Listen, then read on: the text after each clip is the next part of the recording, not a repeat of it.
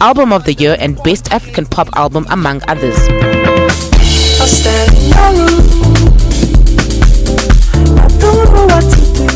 One of the groups that received a number of nominations was Beatenberg, with a total of 5 nods. Beatenberg received 5 nominations for Best Group, Best Collaboration, Best African Pop Album, Best Hit Single and Song of the Year for their hit single Raphael. The creme de la creme of local entertainment scene will gather at the Inkosi Albert Luthuli International Convention Center in Durban. The radio station has added a new award category this year called Listener's Choice Nominee.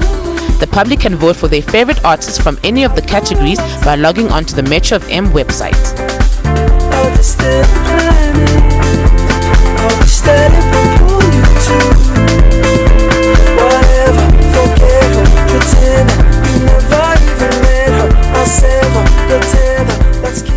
You may know him from the local South African TV ads and his role on local television drama series. Now, Paul Pops Modikwana is embarking on a one-man stand-up comedy. He has always been featured on comedy performances across the country. He's now titled Exhibit A, will test his ability to have the audiences in stitches for longer than usual.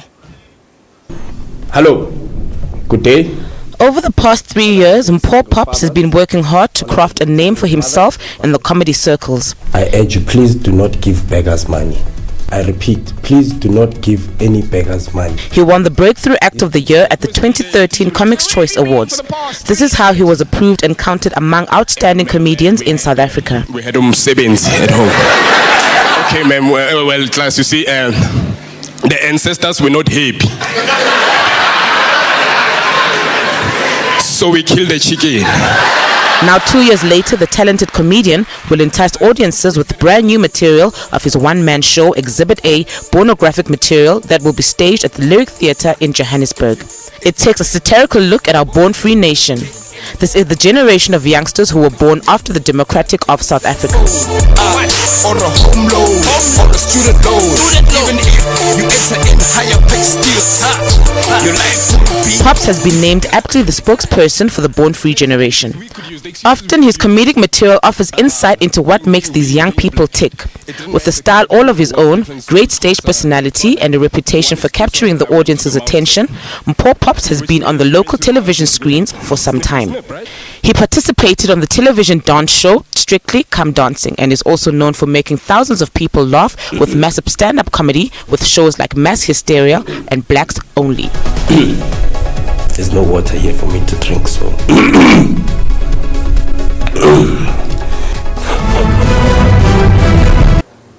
One of South Africa's renowned dancers, Dumi Trent Tladi, has just released his debut single. His video is also to be released soon. Dumi could be remembered as a South African kid whose dancing skills put him and his country on the international stage. He did a music video for Will Smith, Jada Pinkett's children, Willow and Jaden, in 2012. He has also performed with British singer Joan Armatrading. Welcome, Dumi, and thank you so much for joining us on Afroshowbiz News. Thank you. How are you doing, love? I'm great, thank you. Now, Dumi, you are a dancer. You mainly known, rather, for being a dancer, and now you've just released, a single. Is that not maybe compromising what you're most popular? No, people been wanting that for me as an artist, because I looked at myself, even when I was a dancer, I looked at myself as an artist, the way my branding portrayed me as an artist, my fan base, and it's just been a long time coming. So, when we released this single, people weren't surprised. They were like, nah, it was supposed to happen, because it's about time, a South African, they say, dancer becomes an artist, because people like Usher, Justin Timberlake, they were dancers all first. People don't know that they were all dancers. Chris Brown was a dancer first, and they moved into music so that they can put it together. And South Africa never gets the quality of performance that they deserve, because artists in general are not trained to be a performer. They kind of have to rely on being a natural talent, whereas I come from a trained background. So not only from dancing, but I understand what it is to be a performer. Whether you do music, whether you act, anything, so from my side, I even was trained in acting. So it's about time that people like us now come out, and it's not even about me saying I'm the best of anything, but it's about time that artists like myself come out in a trained environment to give the people the quality they deserve. All right. Now, Dumi, why specifically a single and not, a full album? I feel that I want people to get used to the music first, and I like it if they demand the album. And you know, I've heard already from performances, people are like, yo, you need to make an album, you need to make an album. I was like, let me first do my second single, see how that goes, because doing an album, I feel that people like to overlook the song. You know, so every song for me is like making a baby. I don't want my child to be, you know, shafted, you know, pushed aside. I want everyone to know each child I have and appreciate my child, know that I put effort to give this child birth. So it's one of the metaphors I use, because I don't want somebody to just be like, oh yeah, I heard that song in the album. Yo, okay, nice, it was dope, but it's forgotten about. So for me, every song needs to be important. Right, every song counts. Now, to me, you know, there are a lot of struggling artists in the country. Have you been able to sustain yourself as a dancer and as a musician? Yeah. You know, as a dancer, that's, you know, it sustains me even now. It helps me a lot. You know, I still get, you know, dance jobs, and I won't ever, you know, throw that away, no matter how busy I am, because at the end of the day, I love being a dancer. The music, you know, the music is getting more and more busy, because people just want, you know, me and my people to perform all the time. Like, they're like, yo, you need to perform your music. Like, this is crazy. Like, how can an artist have this much energy? How can an artist, you know, break the stage? So, because everyone gets the best of both worlds, they feel that they're not only just getting the dancing now, they get the music, they enjoy the music, and they're like, geez, like, you guys are just spoiling us with the performance. So, it's just it's helping a lot, and I think they will both support each other and help me sustain myself. But at the moment, the dancing really helps sustain myself, and the music is now picking up. All right. Now, you know, you said it sustains you at the moment, but as you grow older, you get more tired. So you're not going to be, you know, as active in doing your dancing and your music. How do you plan on, you know, keeping that and making sure that your future is sorted? Yeah, no, for me, it's just pretty much investments, and, you know, like my father's taught me a lot about investing. So eventually, like, I'm 23 now, so eventually, like, especially in 2 years, I'm going to start looking at investments, passive income. So for me, like, I'm an entertainer, I can't be an office person. So the next resort is pretty much having passive income, investing into a company. You know, obviously my music being bought, and, you know, royalties and everything, things like that, just to help me surpass by. But definitely investments, one of the biggest things. Like, a lot of artists get given like maybe 20 million rand, they just spend it. For me, the first thing I think, if somebody's going to give me 20 million, I'm like, throw it to that company, throw it to that company. Then I know money's coming from every side. All right. I mean? Well, Dumi, thank you so much for coming. You will be performing for us later, isn't it? Yes. You're going to hear my single. Going to jam for you guys. You're going to have the whole package, All right. Thank you so much for joining us. See you later. Thank you. See you later. Okay, now we will go for a quick ad break, but do stay tuned.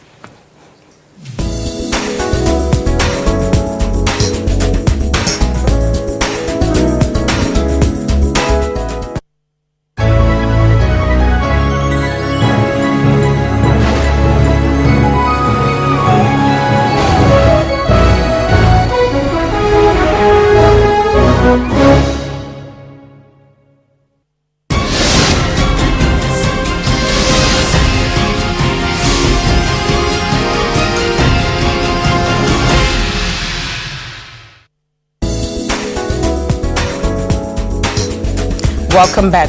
The South African dance movie Hear Me Move is set to be amongst international films which will be screened at the Pan-African Film Festival next Friday.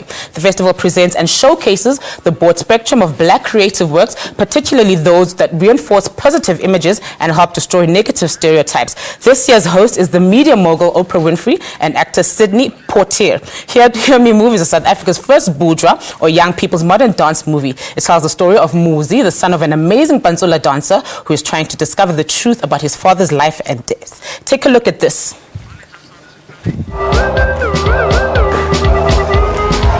Bourgeois Nation will be performing next month, representing Johannesburg at the Hear Me Move finals. I'm telling you, Bourgeois Nation are taking this thing. I'm telling you, without a doubt. Let's bet on it. Moves in it? From the Johannesburg Nation. Yeah? Yeah, it's rehearsal over.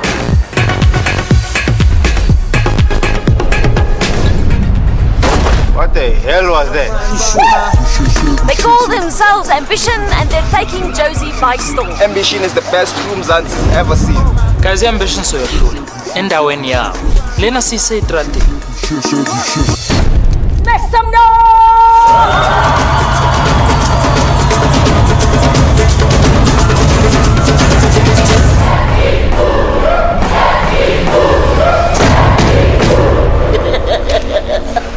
Don't be late next time.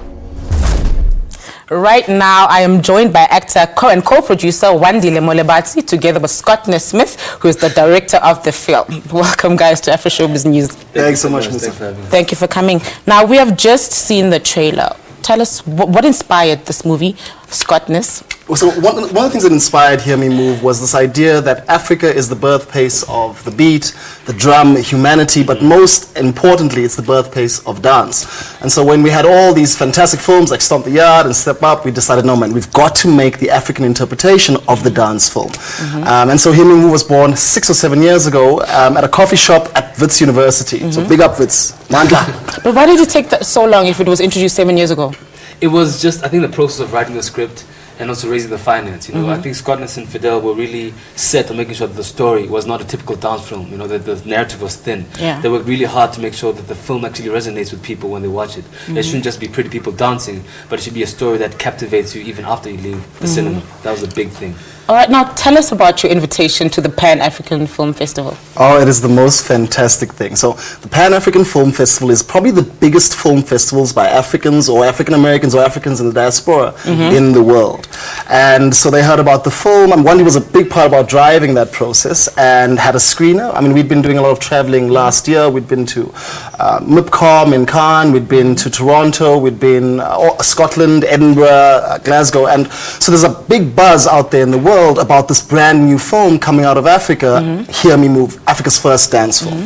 And so when the guys at PAF heard about that, they were like, yo, let's have a look at the screener. And when they saw it, they were like, oh man, this is going to be great for their program. In fact, so much so, they even invited the film to be part of the competition itself. So whereas previously we were just screening, we're now actually in competition at the Pan-African Film Festival, which is awesome. All right, now Scott, I understand that I think in a week's time you, some of the people will be traveling to LA. What is that all about? Why are they going to LA? Okay, so myself and Paul Mujaji, the film's choreographer, will be traveling to LA for the Pan-African Film Festival. And so basically we're going to be there hanging out with Oprah Winfrey and them, Sidney Poitier, making sure that the whole of the world who is interested in African content, especially African content that is globally excellent, they're all going to know about this project. And so Hear Me Move will screen, we'll have some discussions afterwards. Basically we're going to show the world what it truly means to be an African, what it means to be a great African, and most importantly, what it means to be a really hot dancer.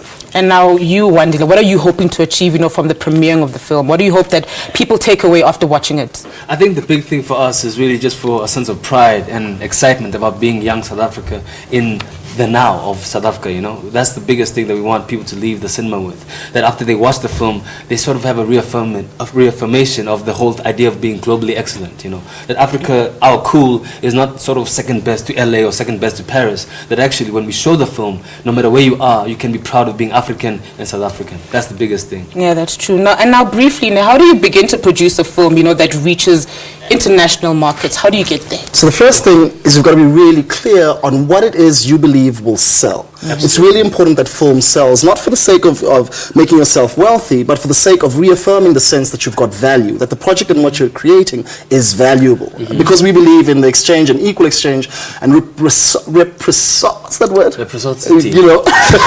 Because we believe in all of that. That one. You've got to make sure that you've got something that will sell, because film at the end of the day, although it's one of the highest arts, one that takes all the other art forms together, it is a business. And we are trying to create an industry that is sustainable, because it creates jobs, it creates opportunity, but most importantly, it reaffirms our sense of who we are and also who we can be.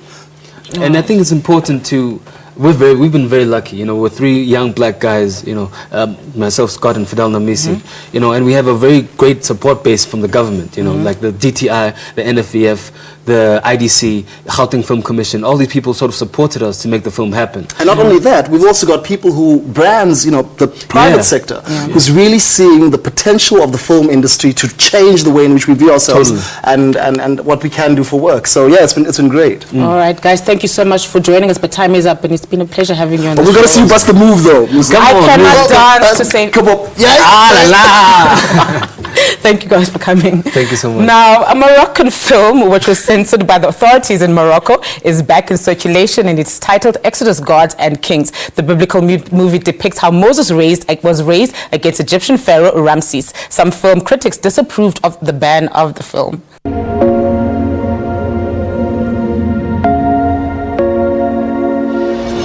The Moroccan state required an edit to the film Exodus, stirring up a fresh debate over civil liberties under the Islamist-led government. The film was originally banned last December, before being reauthorized with a censored scene. Something's wrong. You've always felt it. Your parents never told you the truth. What truth?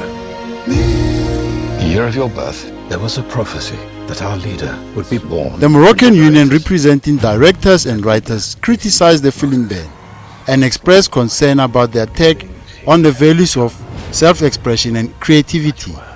Some voiced their concerns about the intervention by the government, which is led by the Justice and Development Party, railing against the Islamist stranglehold on the arts. I want Moses and his family dead.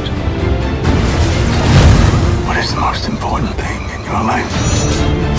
You are. And when will you leave me? Never.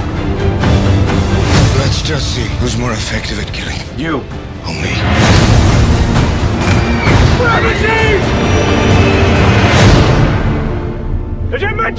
The film was directed by Ridley Scott. It tells the story of one man's daring courage to take on the might of an empire, using state-of-the-art visual effects and 3D immersions. Scott brings new life to the story of a defiant leader Moses as he rises up against the Egyptian pharaoh Ramses, setting 400,000 slaves on a monumental journey of escape from Egypt and its terrifying cycle of deadly plagues. Stars include Christian Bailey, John Turturro, Aaron Paul, Sigourney Weaver, and Ben Kingsley. Capture 400,000 slaves. We're not recapturing anyone. There is a sea ahead and an army behind! Ready yourselves!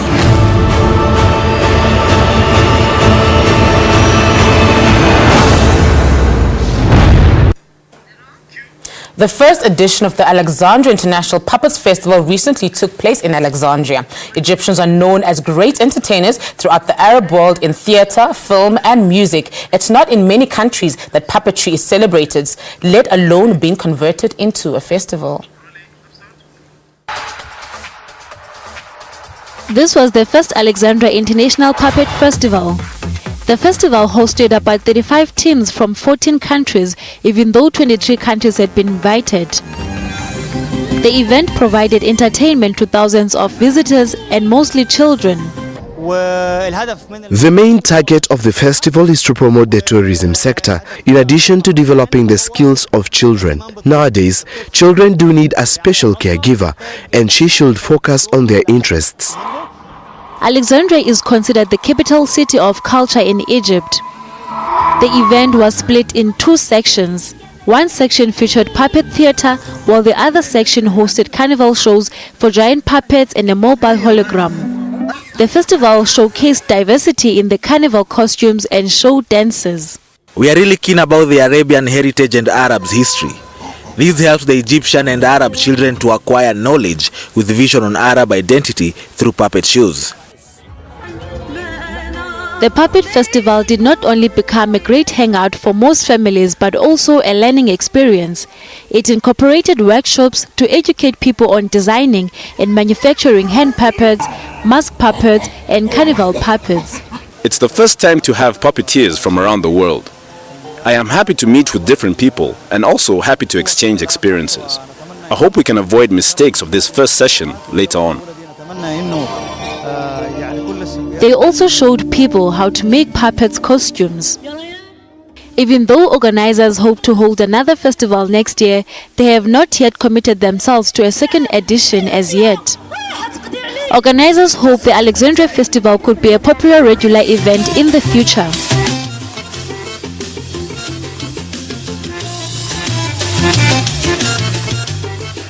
You are still watching Afroshowbiz News. Now, if you have missed any of our shows, be sure to catch them on our YouTube channel by simply searching for Afroshowbiz News. Time now for another ad break. Stay with us.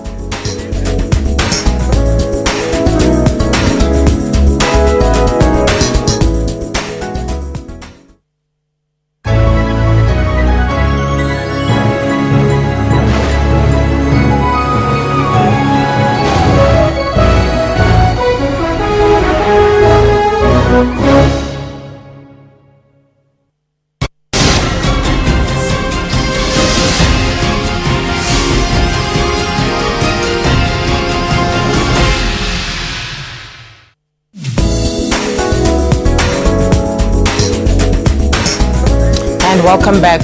News reports about teachers in Limpopo province in South Africa who prey on vulnerable schoolgirls have caught the attention of author Tsireledzo Mushoma in her new book, Busuku Butsu. She tells the story of a teacher who kills a schoolgirl. He doesn't want the rural community that they live in to know that he has impregnated her. The book means Darkest Night. Tsireledzo, our guest, and she's here to talk to us about her book. Hello and welcome to Afroshowbiz News. Thank you for having me. You're most welcome. Briefly tell us, what is the message behind your book? My story, Busuku Butsu, as you have already told the viewers, is about the story of a young girl, Vusani Kwinda, who gets involved in a love relationship with a teacher. It doesn't end well because the teacher is a predator who has been involved with a lot of girls before Vusani. The dark mystery in the book is that all of those girls were found either dead or they, oh sorry. No, you can carry on. Okay.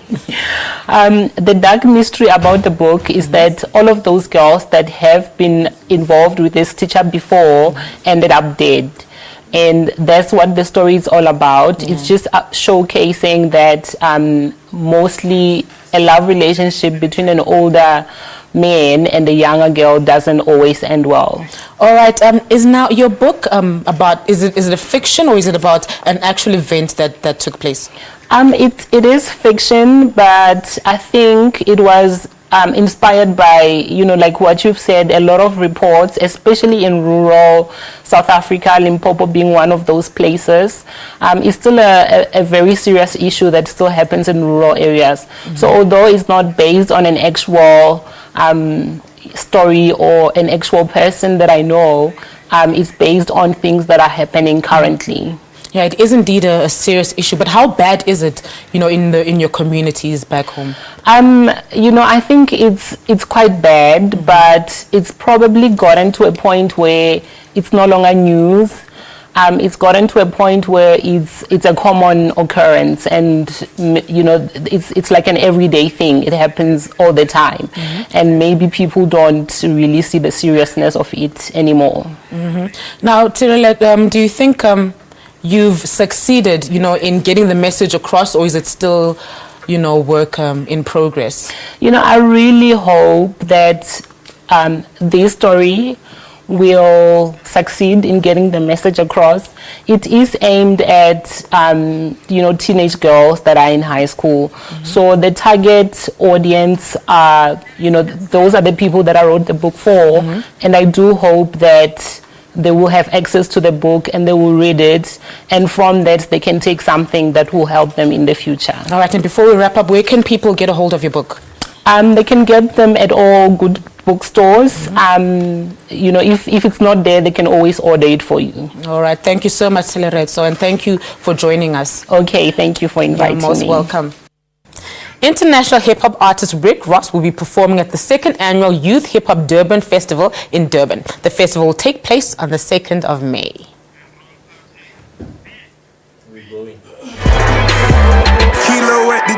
The annual festival will take place at the Moses Mabhida Stadium and will feature some of South Africa's hip-hop royalty in addition to headline international artist Rick Ross. Having previously performed in Cape Town and Nelspruit in 2010 and 2013, Durban youth will finally get their turn to see him live on a local stage.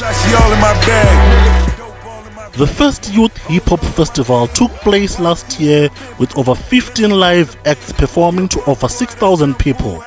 this year's promoter, Richie R Concepts, decided to spice it up a little bit and add an international act to the festivities to attract a bigger audience. The Youth Hip Hop Festival, as its name suggests, targets young people and encourages them to do right. The festival hopes to attract over 15,000 revelers this year. Show you how to get right. Whip out to that white. Fast forward to a brick. Now you living that life. I can give you that in my hood. I'm a billionaire in my hood. I'm trying to buy a piece of the Dolphins. 5% of them good. Now I think I'm done shooting. Pull up with them 20 bitches. We have now come to the end of our show, but be sure to catch the repeats every Sunday at 2 a.m. and again at 1:30 p.m. We will be playing out with Dumi Clyde with Costa Titch and their DJ, their Vinyl Kid, where they will be showing us what they are all about. Now, from me and the rest of the Afroshowbiz news team, thank you. Goodbye.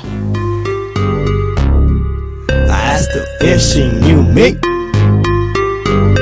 Ay, ay, ay.